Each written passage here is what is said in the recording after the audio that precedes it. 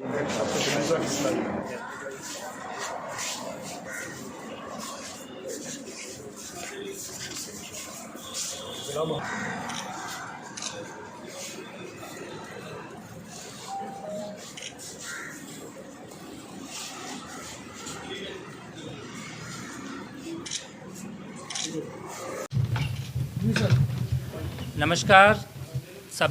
आप सभी का बहुत बहुत स्वागत है। हमारे आदरणीय जिला अध्यक्ष जी यहाँ पर मौजूद हैं। महिला मोर्चा की जिला अध्यक्ष यहाँ पर हमारी मौजूद हैं। भारतीय जनता पार्टी के सभी जिले के और इस विधानसभा के वरिष्ठ पदाधिकारी गण यहाँ पर मौजूद हैं और यहाँ पर आए हुए सभी पत्रकार गण, आप सभी को मैं अपना नमस्कार करता हूँ और आभार, आप लोग समय निकाल कर आए हैं।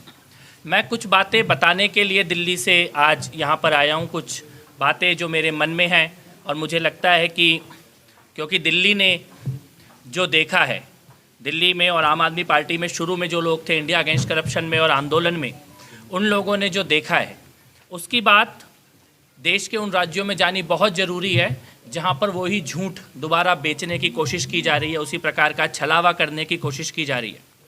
तो इसीलिए मैं सबसे पहले तो ये कहना चाहता हूँ कि पिछले कुछ दिनों में दिल्ली ने जो देखा उसका एक छोटा सा अनुभव, ख़ास तौर पे ये जो ऐतिहासिक लगभग 100 साल के बाद पूरी दुनिया में आई हुई महामारी जिसका सामना पूरा विश्व कर रहा है, पूरी मानवता कर रही है, उसके दौरान किन लोगों का क्या एटीट्यूड रहा था, किस प्रकार से मानवता को कुचलने का काम उस पार्टी ने किया जो दिल्ली में सत्ता में बैठी है और यहाँ पर पंजाब के लोगों से आज उसी प्रकार के झूठ बोल के वोट मांगने के लिए आई है, वो मैं बताना चाहता हूँ। एक बात तो वही है जो संसद में माननीय प्रधानमंत्री जी ने बताई कि किस प्रकार से लेबर को, मजदूरों को, मेहनतकश लोगों को, श्रमिकों को किस प्रकार से उस काल में, कोरोना के काल में भगाया गया, सरकारी बसों में बैठकर और बॉर्डरों पे जाकर छोड़ दिया गया और उसके बाद उनको क्या खाना मिलेगा, कैसे अपने घर जाएंगे, कैसे जीवित भी बचेंगे, इसका भी ख्याल नहीं किया गया। और उसके वीडियो, बस्तियों के अनाउंसमेंट के वीडियो वो सब थे। ये घटनाक्रम ये बताता है कि सत्ता के लिए, सरकार के लिए, आम आदमी पार्टी के लोगों के लिए मानवता का कोई मूल नहीं था, जीवन का कोई मूल नहीं था, केवल राजनीति करनी थी। उसी में हमने दूसरी वेव में ऑक्सीजन के समय जो पैनिक क्रिएट हुआ और मुझे लगता है कि उसकी कीमत तो पंजाब के लोगों ने भी चुकाई होगी, क्योंकि जो ऑक्सीजन पंजाब पहुंचनी थी, जो ऑक्सीजन यूपी पहुंचनी थी, जो ऑक्सीजन और देश के अन्य राज्यों में पहुंचनी थी, वो झूठ बोल के दिल्ली में रोकी गई। उसके बाद सुप्रीम कोर्ट में सुनवाई चली तो एफिडेविट देने से मना किया गया। जयपुर गोल्डन हॉस्पिटल का जो एफिडेविट, जहां बोला गया था कि ऑक्सीजन की कमी थी कोरोना काल में, अभी परसों दिल्ली की सरकार ने बोला कि वहां कमी नहीं थी। तो उसकी कीमत, अगर होशियारपुर में किसी की प्राण ऑक्सीजन की कमी से गए तो कहीं ना कहीं उसकी जिम्मेदारी भी वहीं पर थी जहां पर इस ऑक्सीजन को झूठ बोलकर रोका गया था दिल्ली की सरकार के द्वारा। ये तो कोरोना की बात है, लेकिन इससे पहले आंदोलन में जो लोग जुड़े हुए थे उनकी अगर अब बात करें तो डिसेंट्रलाइजेशन की बात, स्वराज की बात, जन लोकपाल की बात, जनता से पूछकर काम करने की बात, इन सारी चीज़ों का छलावा दिल्ली की जनता ने देखा है और आज दिल्ली उसकी कीमत चुका रही है। एजुकेशन, जिसका झूठ पंजाब की जनता को दिखाने की कोशिश की जा रही है, यहाँ के इमोशनल लोगों को, भावुक लोगों को बेचने की कोशिश की जा रही है, एजुकेशन का झूठ। मैं यहाँ पे ये सवाल आप सबके माध्यम से पूछने के लिए आया हूँ कि दिल्ली में ऐसा एक भी स्कूल जो पिछले 7 साल में इस सरकार के द्वारा जिसकी फाउंडेशन रखी गई हो और कंप्लीट किया गया हो, ऐसा एक भी स्कूल दिल्ली के अंदर अगर बना है तो पंजाब की जनता को उसका नाम बता दें, उसकी लोकेशन बता दें कि वो स्कूल कहाँ पर बना है दिल्ली में, जिसका फाउंडेशन इस सरकार ने रखा हो और कंप्लीट किया हो। ऐसा एक भी फ्लाईओवर जिसका फाउंडेशन दिल्ली में आम आदमी पार्टी की सरकार ने रखा हो और 7 साल में कंप्लीट किया हो। ऐसा एक भी अस्पताल जिसका फाउंडेशन आम आदमी पार्टी की सरकार ने रखा हो और 7 साल में 7 साल कोई छोटा टाइम नहीं होता। कोई एक भी परियोजना बता दे, हॉस्पिटल का नाम, कॉलेज का नाम, स्कूल का नाम, फ्लाईओवर का नाम, स्टेडियम का नाम, एक भी जिसकी फाउंडेशन रखी गई हो इस सरकार के द्वारा और कंप्लीट किया गया हो 7 साल में। तो किस प्रकार के मॉडल की बात की जा रही है? आज हेल्थ का दिल्ली का मॉडल ऐसा कोलैप्स कर गया है कि दिल्ली के अंदर कोरोना के काल में ना ऑक्सीजन थी, ना बिस्तर थे, ना इलाज थे और हाथ खड़े कर दिए गए थे। सेना को लगाने की नौबत आ गई थी। एजुकेशन, जॉब का इतना बड़ा झूठ यहाँ पर बोला जा रहा है। आरटीआई के द्वारा जानकारी दी गई, अरविंद केजरीवाल ने यहाँ पर आकर जनसभा में बोला कि 10 लाख लोगों को नौकरी दी गई है। मैं आपके माध्यम से ये कहता हूँ कि 10 लाख क्या 10,000 लोगों के नाम की लिस्ट भी सार्वजनिक करके दिखाओ।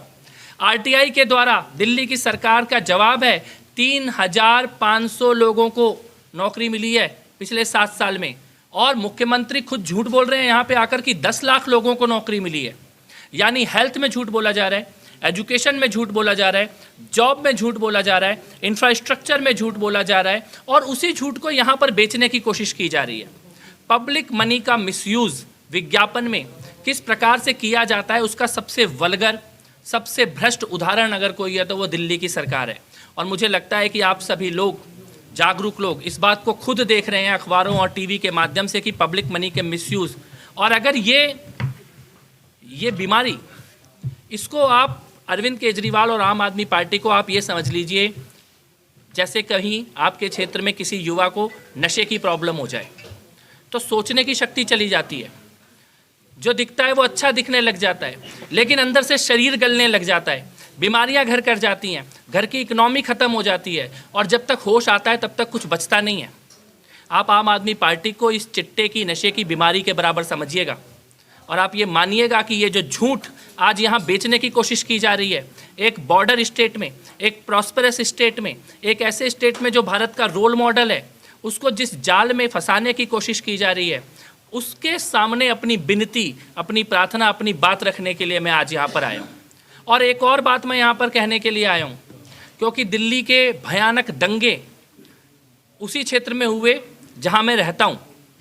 उन दंगों में मारे गए लोगों को, पीड़ित परिवारों को मैं व्यक्तिगत तौर पे जानता हूँ।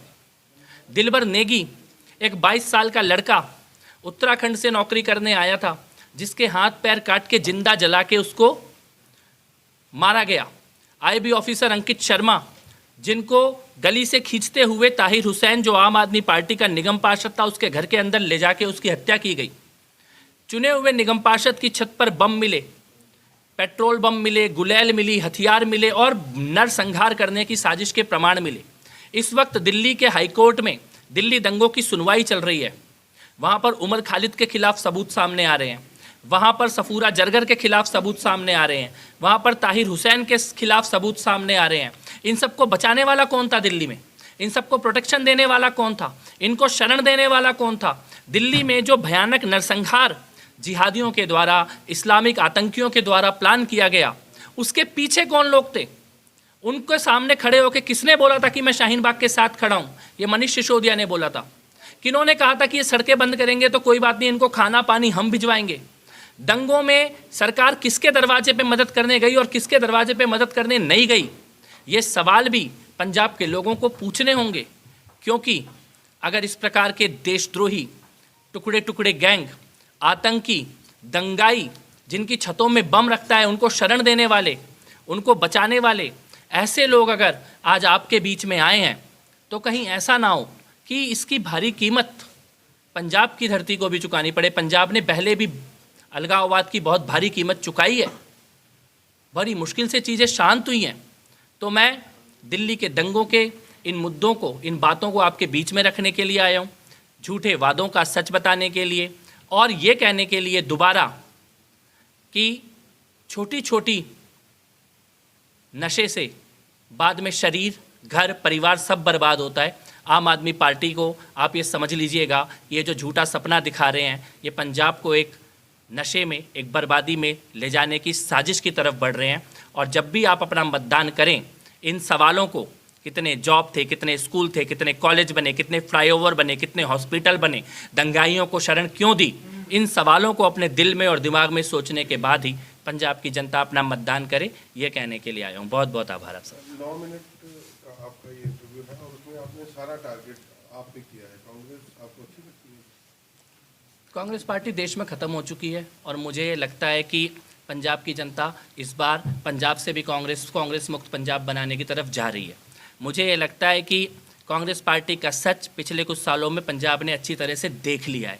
वहाँ पर किस प्रकार से खुद ही एक दूसरे को चोर साबित किया जा रहा है। कांग्रेस का भ्रष्टाचार, कांग्रेस की कमी बताने के लिए सिद्धू क्या कम है, रोज़ सुबह सिद्धू की पत्नी, सिद्धू की बेटी, सभी बता रहे हैं कांग्रेस कितनी बड़ी चोर है।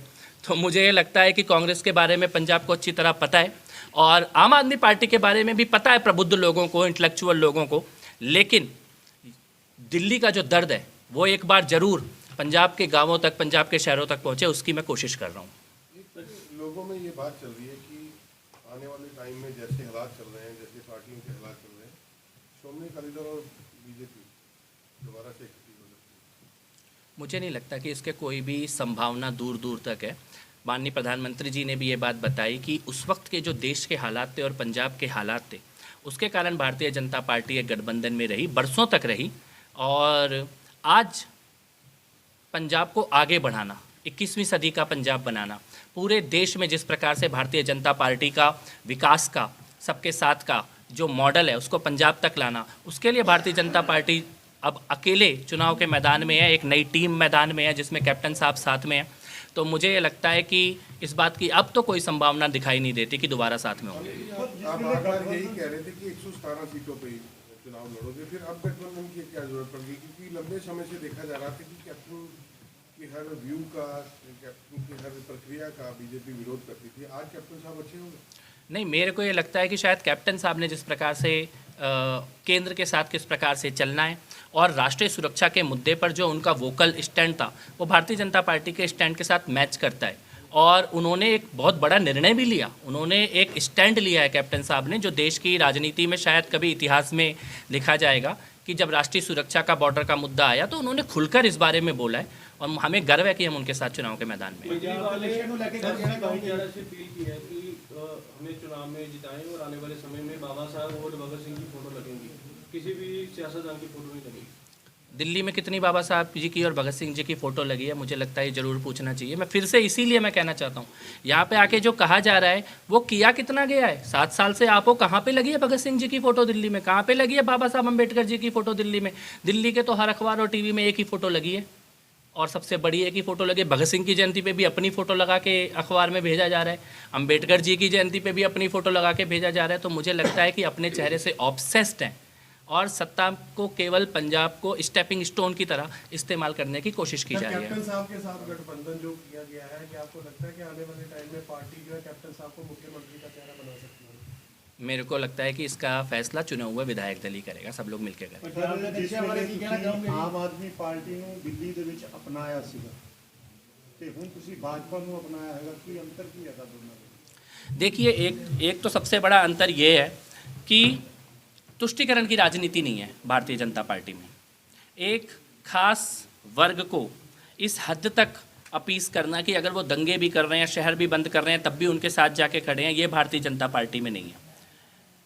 सामूहिक निर्णय की प्रक्रिया भारतीय जनता पार्टी में, जिसका सपना इंडिया अगेंस्ट करप्शन और आम आदमी पार्टी में दिखाया गया था, लेकिन वो सच नहीं किया गया। तो डेमोक्रेसी का मॉडल हो या विकास का मॉडल हो या राष्ट्रीय सुरक्षा का मॉडल हो या सबको साथ लेके चलने का मॉडल हो, आज नरेंद्र मोदी जी ने एक मॉडल पूरी दुनिया के सामने रखा है। भ्रष्टाचार से लड़ने का एक मॉडल पूरी दुनिया के सामने रखा है। और मुझे लगता है कि इसी कारण केवल मैं ही नहीं, देश में बहुत सारे लोग अलग अलग जगह से जो कभी भारतीय जनता पार्टी के साथ नहीं होते थे, वो सब आज एक मंच पर खड़े हो रहे हैं। आम आदमी पार्टी का भी दस ना भी ਜਿਹੜੀ ਅਪਣਾਈ ਸੀ ਤੁਸੀਂ क्यों गए थे कि आम आदमी पार्टी के बीच की कारण से बाहर आए हो? हाँ जी, मैं 2017 में बाहर आया हूँ। मंत्री था सरकार के अंदर, बीच 2.5 साल के बीच कार्यकाल में पार्टी को छोड़ा। भ्रष्टाचार के मुद्दे पर मैंने पार्टी को छोड़ा। मैं इंडिया अगेंस्ट करप्शन के फाउंडर मेंबर और आम आदमी पार्टी का फाउंडर मेंबर रहा हूँ। और मुझे ये लगा, सरकार में रहते हुए छोड़ा, सरकार का टर्म पूरा नहीं किया। और शायद इस देश में बहुत कम ऐसे मंत्री होंगे जो बीच सरकार में अपने कार्यकाल को छोड़ के भ्रष्टाचार के मुद्दे पर अलग हुए होंगे।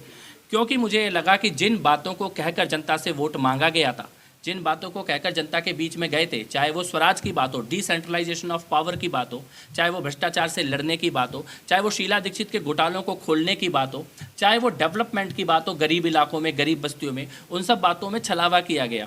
और इसीलिए सार्वजनिक तौर पर बुलंद आवाज़ करके सामने से लड़ते हुए उस सरकार से अलग हुआ हूँ और उसी बात को आज पंजाब की जनता को बताने के लिए आया हूँ। ਹੁਣ ਜਿਹੜਾ ਆਮ ਆਦਮੀ ਪਾਰਟੀ ਛਲਾਵਾ ਕਰਨ ਜਾ ਰਹੀ ਹੈਗੀ ਹੈ, ਤੁਹਾਡੀ ਨਿਗਾਹ ਦੇ ਵਿੱਚ ਉਹਨਾਂ ਨੂੰ ਕੀ ਕਹਿਣਾ ਚਾਹੋਗੇ जनता को? जो मैंने अपनी बात में ये कहा है कि आप आम आदमी पार्टी को और अरविंद केजरीवाल को एक नशे की बीमारी से कम मत समझिएगा, जिसमें जो इंसान नशा ले रहा होता है उसको जब तक होश आता है तब तक उसका शरीर, उसका परिवार, उसका घर सब बहुत भारी कीमत चुका होता है। और इसीलिए इस बीमारी से बचने से पहले जो सही सवाल हैं वोट डालने से पहले इन सवालों को जरूर उठाया जाए। ਤੁਸੀਂ ਗੱਲ ਕੀਤੀ ਨਸ਼ੇ ਦੀ, ਪੰਜਾਬ ਦੇ ਵਿੱਚ ਨਸ਼ਾ ਇੰਨਾ ਹੈ, ਉਹਦੇ ਬਾਰੇ ਕੀ ਕਹਿਣਾ ਚਾਹੋਗੇ? बिल्कुल नशा खत्म होना चाहिए और उसी के लिए ऐसे लोग जरूर आने चाहिए जो नशे की समस्या को जड़ से मिटाएं। इंटरनेशनल जो ड्रग का ट्रैफिक है उसको रोकने के लिए प्रतिबद्ध हों, और ऐसे लोग तो जो बिल्कुल सत्ता में नहीं होने चाहिए जिनकी खुद की इकोनॉमी नशे से चलती हो। ਕਿ ਜਿਹੜਾ ਨਸ਼ਾ ਹੈਗਾ, ਜਦੋਂ ਗਠਬੰਧਨ ਜੋੜ ਸੀਗਾ ਅਕਾਲੀ ਦਲ ਤੇ ਭਾਜਪਾ ਦਾ, ਉਦੋਂ ਨਸ਼ਾ ਸਟਾਰਟ ਹੋਇਆ ਤੇ ਉਹ ਹੁਣ ਕੀ ਕਹਿਣਾ ਚਾਹੁੰਦੇ? ਕਿਉਂਕਿ ਪਹਿਲਾਂ ਵੀ ਭਾਜਪਾ ਦੇ ਹੁੰਦੇ ਨਸ਼ਾ ਹੋਇਆ ਸਟਾਰਟ ਹੋਇਆ ਸੀਗਾ, ਹੁਣ ਤਾਂ ਬਹੁਤ ਜ਼ਿਆਦਾ ਵੱਧ ਗਿਆ ਹੈਗਾ, ਇਹਨੂੰ ਕਿੱਦਾਂ ਰੋਕੋਗੇ ਤੁਸੀਂ? मेरे को लगता है कि ऐसे बहुत सारे मुद्दे हैं जिसके कारण अलग हुए हैं, और इसी कारण आज आमने सामने खड़े हैं। इसी कारण पंजाब के लिए, देश के लिए अलग अलग विचार होने के कारण ही आज सामने खड़े हैं, वरना वो जो साथ था वो बना रहता। ਉਸ ਟਾਈਮ ਵੀ ਤਾਂ ਭਾਜਪਾ ਨਾਲ ਸੀ, ਭਾਜਪਾ ਨੂੰ ਸਾਹਮਣੇ ਦਿਖਦਾ ਸੀਗਾ ਕਿ ਪੰਜਾਬ ਦੇ ਵਿੱਚ ਨਸ਼ਾ ਵੱਧ ਰਿਹਾ, ਭਾਜਪਾ ਨੇ ਉਦੋਂ ਕਿਉਂ ਨਹੀਂ ਕਦਮ ਚੱਕਿਆ ਇਸ ਚੀਜ਼ ਨੂੰ ਰੋਕਣ ਵਾਸਤੇ? नहीं, अगर भाजपा नशे में साथ होती तो फिर खाली पंजाब में नहीं होता, भाजपा की देश में जितनी सरकारें हैं उन सब में होता। तो आपको ਮਜੀਠੀਆ ਜੀ ਦਾ ਨਾਮ ਆਉਂਦਾ, ਗੱਠਜੋੜ ਚ ਸੀਗੇ ਨਾ ਸਾਰੇ, ਅਕਾਲੀ ਦਾ ਨਾਮ ਸੀਗਾ ਉਸਲੇ, ਤੇ ਉਹਦੇ ਨਸ਼ਾ ਜ਼ਿਆਦਾ ਪੰਜਾਬ ਦੇ ਵਿੱਚ ਫੈਲਿਆ। ਉਦੋਂ ਭਾਜਪਾ ਨੇ ਕਿਉਂ ਨਹੀਂ ਸੋਚਿਆ ਵੀ ਪੰਜਾਬ ਦੇ ਵਿੱਚ ਆਹ ਗਲਤ ਚੀਜ਼ ਹੋ ਰਹੀ ਹੈ, ਇਹਨੂੰ ਰੋਕੀਏ? नहीं, जितना मेरी जानकारी में और हम सबकी जानकारी में, भाजपा के कार्यकर्ता ने हमेशा से सड़क में, गली में, ज़िले में, शहरों में नशे के खिलाफ लड़ाई लड़ी है, बुलंद आवाज़ लड़ाई लड़ी है, केस दर्ज कराए हैं। कई कार्यकर्ता बाद में पुलिस कार्रवाई में कोर्ट में भी जाकर खड़े हुए हैं। ऐसा नहीं है कि भाजपा नशे से आज पहली बार लड़ने के लिए पंजाब में उतरी है। भाजपा का कार्यकर्ता हमेशा नशे के विरोध में खड़ा रहा है, पंजाब की तरक्की के लिए, पंजाब के विकास के लिए नींव निर्माण का कार्य किया है, और आज उसी नींव के ऊपर ये संगठन आज मैदान में खड़ा हुआ है। ਕਪਿਲ ਮਿਸ਼ਰਾ ਜਿਹੜੇ ਹੈਗੇ ਆ ਭਾਜਪਾ ਦੇ ਸਟਾਰ ਪ੍ਰਚਾਰਕ ਦੇ ਰੂਪ ਦੇ ਵਿੱਚ ਪੰਜਾਬ ਵਿੱਚ ਆਏ ਕਿ ਪੰਜਾਬ ਦੇ ਬਾਕੀ ਜ਼ਿਲ੍ਹਿਆਂ ਦੇ ਵਿੱਚ ਵੀ ਜਾ ਕੇ ਆਉਂ ਕਿਹੋ ਜਿਹੀ ਪੋਜੀਸ਼ਨ ਹੈਗੀ ਆ, ਕਿਸ ਸਥਿਤੀ ਦੇ ਉੱਤੇ ਪਹੁੰਚ ਚੁੱਕੀ ਹੈਗੀ? क्या बोले? कड़ी स्थिति जो पहुंच चुकी है अपनी पार्टी, तुसी ਹੋਰ ਜਗ੍ਹਾ ਤੇ ਵੀ पंजाब में और भी जगह गए होंगे। जी जी जी, मेरे को ये लग रहा है कि पंजाब बदलाव के लिए, पंजाब नरेंद्र मोदी जी के विकास के मॉडल के लिए, शांति के लिए, और जिन कठिन समय को पंजाब ने अतीत में देखा है वो कभी वापस ना आए, उसके लिए वोट करने का मन में एक संकल्प लेकर इस बार वोटिंग करने जा रहा है। अप्रत्याशित चुनाव परिणाम आने वाले हैं, और मैं एक करंट कहीं ना कहीं ज़रूर देख रहा हूँ नरेंद्र मोदी जी के पक्ष में, खासकर महिलाओं के और बेटियों के मन में। और मुझे लगता है कि जिस दिन चुनाव का परिणाम आएगा उस दिन बहुत सारे लोगों को पंजाब के चुनाव के परिणाम से हैरानी होने वाली है, भाजपा को जिस प्रकार का जन समर्थन गठबंधन को मिलने जा रहा है। Thank you very much. एक सर क्वेश्चन है, केजरीवाल आखिरी चुनाव में तो कैसे देखते हैं? पंजाब की जनता को ये सवाल बार बार पूछना होगा। पिछली बार वो रुके थे, इस बार पर्दे के पीछे से हैं, लेकिन वही गठबंधन है, उसी प्रकार की फोर्सेस हैं, वही नीयत है, और अब तो दिल्ली में दिल्ली दंगों का एक्सपेरिमेंट करने के बाद पंजाब में आ रहे हैं।